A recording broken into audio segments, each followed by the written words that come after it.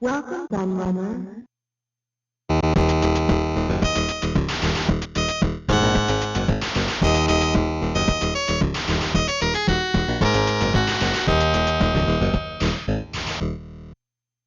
When I came to choosing what console I should cover next in my amazing exclusive series, it suddenly struck me that I hadn't yet featured the Mattel Intellivision, despite looking at all its major rivals of the time, like the Atari 2600, MB Vectrex, Bally Astrocade, Atari 5200 and ColecoVision.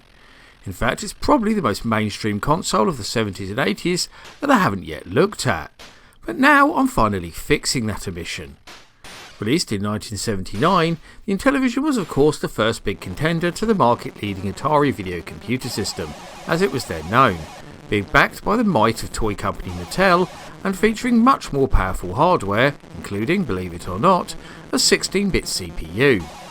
It was dropped by Mattel in 1984 after their video game division incurred huge losses during the infamous North American video game crash. But all was not lost, as a new company was formed made up of ex-Mattel Electronics employees, calling themselves INTV Corporation, and they picked up all the rights to the console, relaunched it, and continued to sell it until 1990, producing many new games in the process. This 11-year life gave it a pretty large software library of over 120 games, and it went on to sell over 4 million units worldwide. Although there were a lot of coin-up conversions and ports in the Atari 2600 and ColecoVision, the Intellivision still has an incredibly healthy selection of system exclusives, far more than the rival Coleco console in fact, which has a minuscule selection to choose from, as I previously found out. This gave me plenty of food for thought, but I think I narrowed it down to a nice little group of titles that represents what the Intellivision has to offer rather well, with plenty of scope for a future follow-up down the line. But I don't want to go into the history of the console too much here, or the finer points of its games library, as there are plenty of other videos that do just that. So now's the time to let the games do the talking. Intellivision. The intelligent home video system. Intellivision turns your TV set into a family entertainment center. Television. Intellivision. It's a lot more fun and a bigger challenge. You are there. No game plays the same way twice. More realistic. See how the players move. Listen to the sound effects. The roar of the crowd. You are there. There are Intellivision games for everyone in the family. Space games, sport, battle action, learning games, and even games of chance. Intellivision. The finest home video game system in the world today. The only system designed to keep pace with tomorrow. Before you buy any other video game system, be sure. Play Intellivision first. And you are there. Intellivision. So intelligent, no game plays the same way twice. Play Intellivision at selected outlets of these stores. Intellivision. I grew up with the Atari 2600 rather than an Intellivision, and the game that came with my console was Centipede, a very competent version of the classic coin-op and the place where my passionate love for the game began. So I was interested to learn that Buzz Bombers for Mattel's console was created to compete with that very game. Indeed, there are certainly more than a few similarities here, as you're a can of bug spray that can move along the bottom of the screen on a vertical axis, blasting at the enemies above. Like Centipede, it's also set in a garden, but rather than a multi-limbed insect, your main enemy is now a swarm of bees. You're trying to stop them pollinating flowers that will ruin your lawn, but every time you shoot them, a honeycomb appears, and this makes them more angry. If they do manage to make it to the bottom of the screen, a flower will grow that restricts your movement. Once the garden is full of flowers, it's game over. One really nice feature of this game is the risk and reward element. You see, if you leave the honeycombs in place rather than shooting them, a kingfisher appears to eat the honey, and the more honey he eats, the more points you earn. But obviously this makes the bees even angrier still. The visuals are nothing special here, but I love the in-game music, which really helps add a sense of panic. Overall, Buzz Bombers is a really fun little blaster.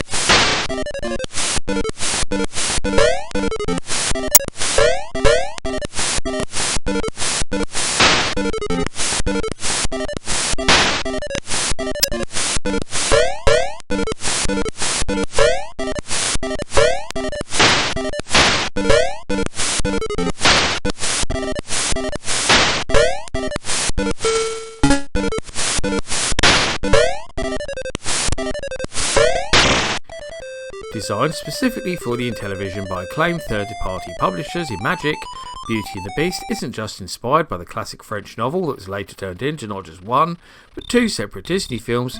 It's also very much inspired by the hugely popular Nintendo arcade game Donkey Kong 2. In this game you take control of bashful Buford, who must save tiny Mabel from the giant horrible Hank, who has kidnapped her. In order to save tiny Mabel, our hero must climb to the top of a building using platforms and open windows whilst avoiding various things that are thrown at him by horrible Hank. In a nod to another Nintendo arcade game of the era in Popeye, Mabel will also drop hearts for you to collect, which make you invincible for a short time. When you eventually make it to the top of the building and save Mabel, you'll see Hank fall from the skyscraper to his death. Once you do this, the game just repeats, only harder. You also get little cutscenes between each level where a plane flies across the sky trailing a banner that assesses your performance. And Beauty of the Beast is full of nice little touches like that help elevate it above the other, much more bland Donkey Kong clones that are out there. Both the graphics and sound are excellent, the gameplay is fast and challenging, and it controls really well too. Platform game fans should definitely look this one up.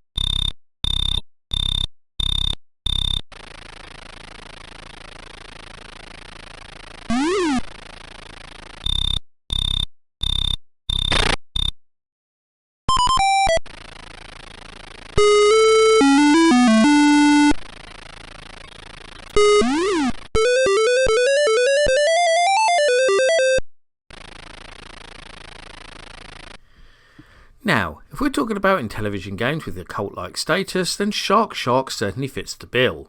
It's always been one of the first games you hear people mention when talking about the console, and indeed it was one of the first titles chosen for a remake on the ill-fated Intellivision Amico console. In fact, this game actually went on to inspire many other games, including some very popular mobile games in the present day, but many people aren't aware of its legacy. In this title you control a fish in the sea and must eat other much smaller fish in order to grow.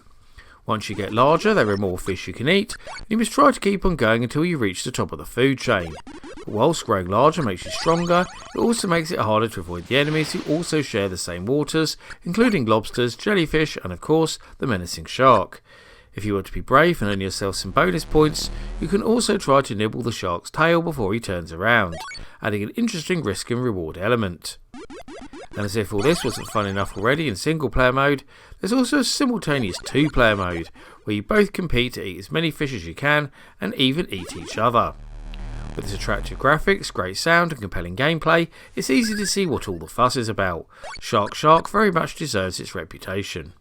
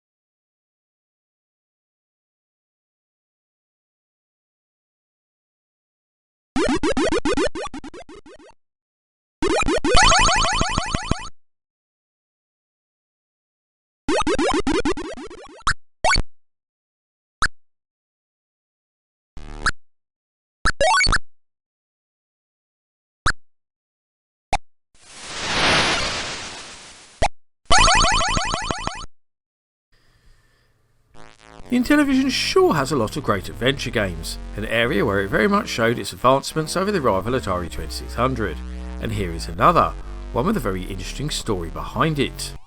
You see, Thunder Castle was cancelled after Mattel withdrew from the video game industry, but was saved and subsequently released when Iron TV Corporation bought all the rights to the system. In the game, you must guide a brave knight through 3 maze-like levels trying to recover a number of valuable treasures, but to do this you must also defeat the numerous enemies that guard them.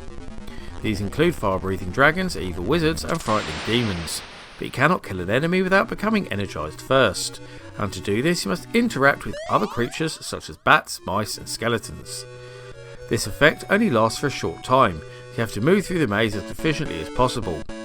Some of the treasures also grant you special powers for a limited time too, including invincibility, extra speed and the ability to teleport around the level.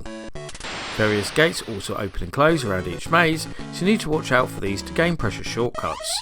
I have to say that I was absolutely blown away by the graphics and sound in Thunder Castle.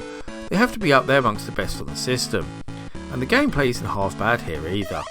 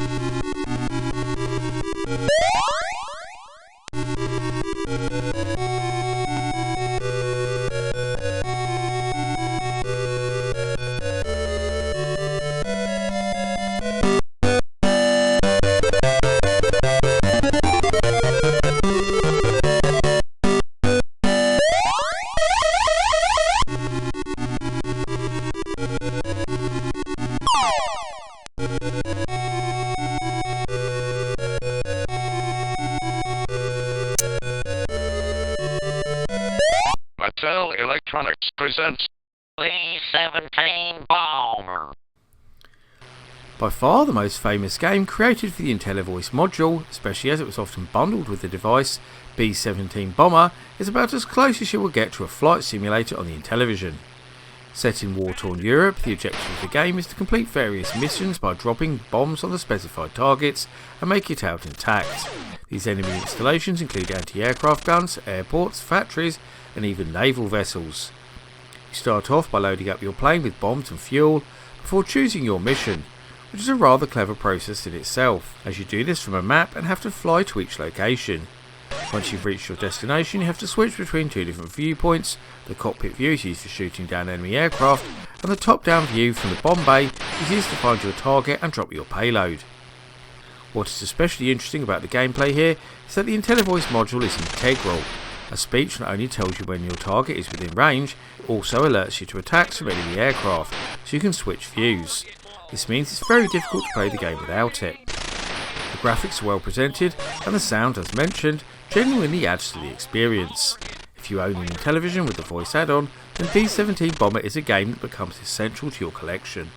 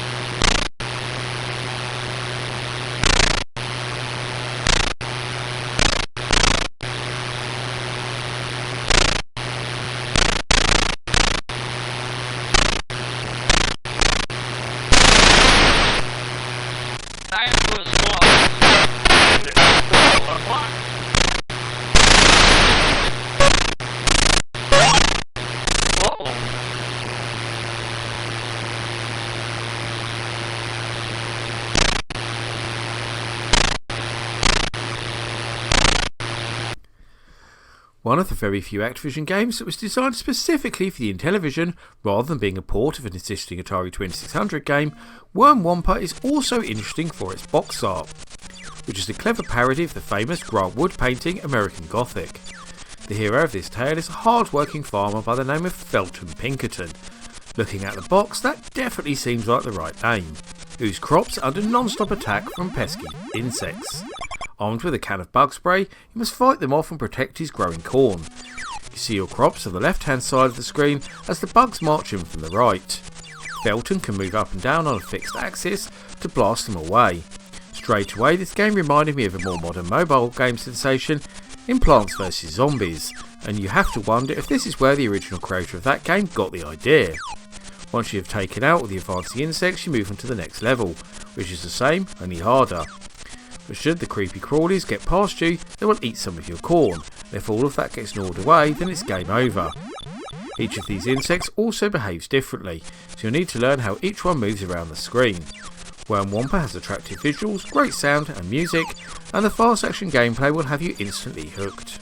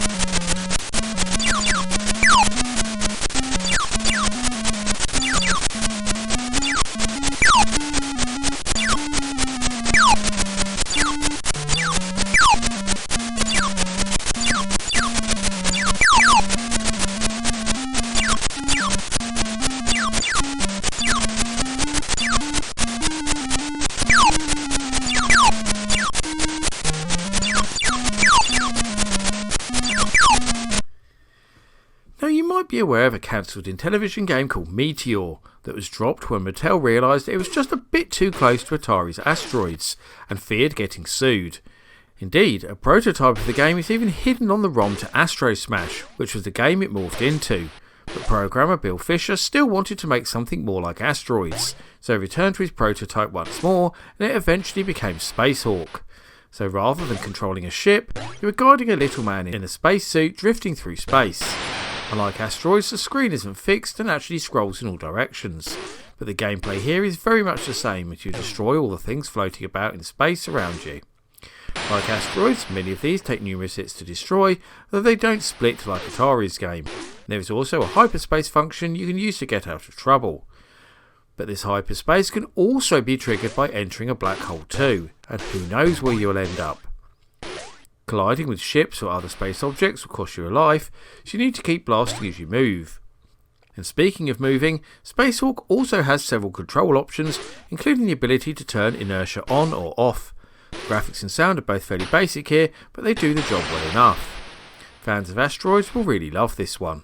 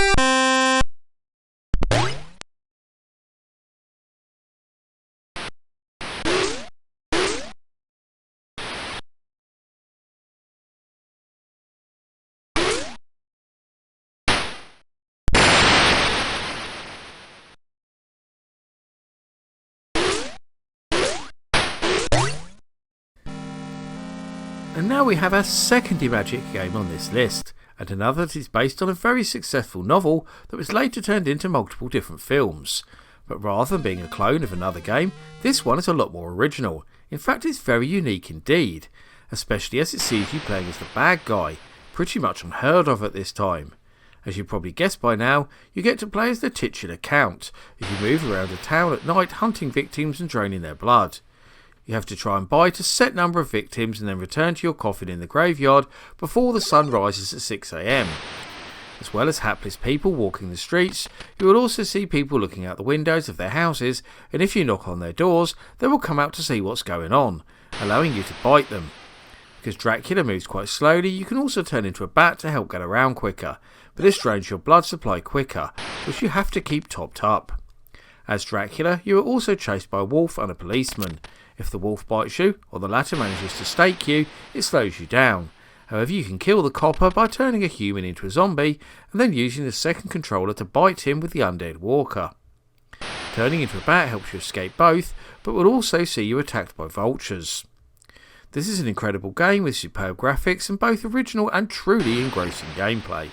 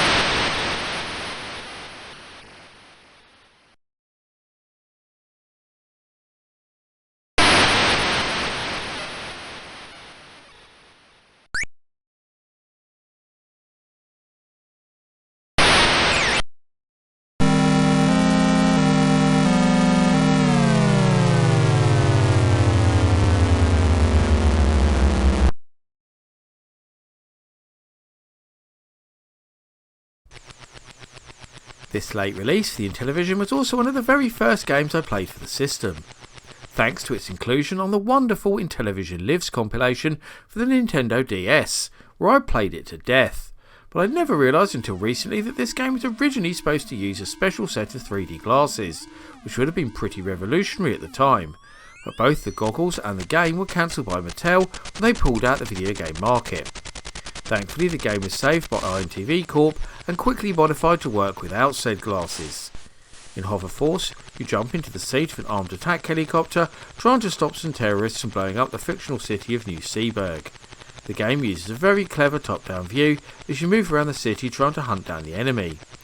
Your chopper is armed with a limited amount of ammunition, as well as a water cannon and a laser cannon too. You must use your radar to hunt enemy helicopters, put out fires caused by the terrorist explosives, and find places to land so you can refuel and rearm.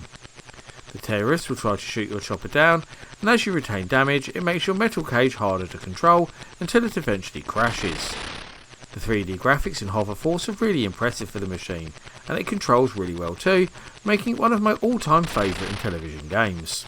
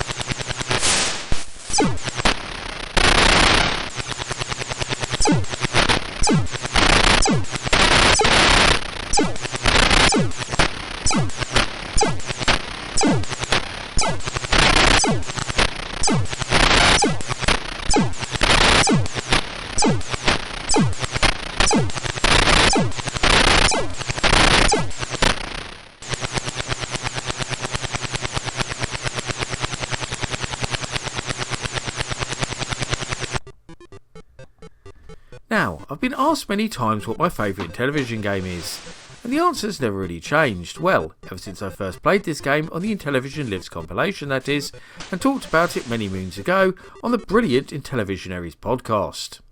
This is another quirky game for the Intellivision, but one that did remind me somewhat of two little known arcade games in Namco's Dig Dug 2 and Atari's Quantum, which was recently resurrected as a recharged release, mainly due to the central gameplay mechanic. Although I was interested to learn that it actually started off as an official port of the Data East arcade game Disco No. 1 before being reworked as a Winter Olympics game, and then it was cancelled completely, only to be resurrected again as Thin Ice at INTV Corp. So what's it all about then? Well, the game revolves around a penguin named Duncan, who is a bit of a prankster and skates around the ice, creating holes to sink his friends. And as you skate, a line forms, and if you wrap this around in a loop, a hole appears and anything within it goes swimming. All the while you must dodge the polar bears and seals, the latter of which can also be dunked for a big bonus. You do have a stun that you can use to fend them off, and this can be replenished by grabbing the shrimp that pops up from time to time. Thin Ice is a really charming game that is a great deal of fun to play too, making it a true Intellivision essential.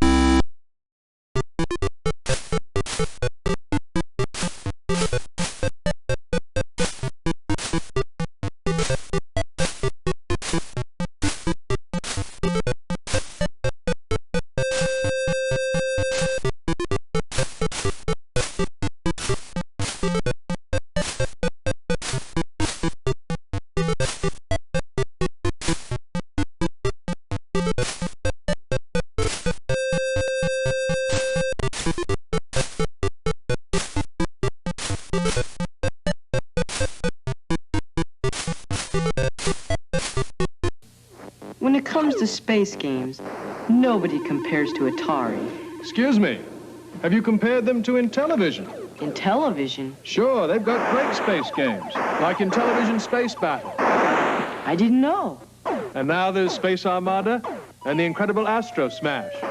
I didn't know. Here, compare for yourself. Intellivision Space Games from Mattel Electronics. Once you compare, you'll know. And that rounds up my look at 10 amazing Mattel Intellivision exclusives. Can you think of any other one-off titles that only ever came out for this legendary 16-bit? Or do you think some of these games were unworthy of inclusion? I always love to hear the thoughts and views of my audience, so please get typing in that comment section. Before I go though, I must thank all of my loyal patrons for continuing to support my channel and make videos like this possible. However, I must give special thanks to following pages and YouTube backers in particular for their much appreciated pledges. Paul Daniel, Mins, Dos Gamerman, Luke MC, Carl Olsen, Seth Robinson, Grady Haynes, Mark Strickland, Klimatorn, Trogdor the Burninator, Daniel Skronsky, Ben P. Stein, Tabby Kitsune, Classic Gamer 74, Your Eyes Are Bleeding, David Baddocks and Electro Star Collapse. If you also want to help support all my creative endeavours including this YouTube channel, then please go and check out my Patreon right now, where you can get access to host extra content including downloads, exclusive videos, creative insights and much more besides.